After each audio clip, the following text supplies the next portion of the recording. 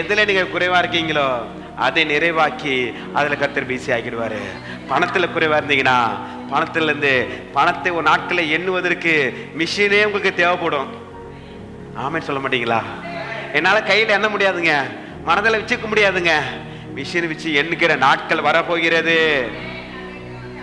சொல்லுவேன், இல்லாத போது குழந்தை ஆண்டவர் நிறைவா கொடுத்தாரு. இன்னைக்கு நம்ம பாக்கெட்ல கூட காசு இல்லாம இருக்கலாம், ஒரு சில நாட்கள் வரப்போகிறது. நிறைவாக கர்த்தர் கொடுப்பாரு.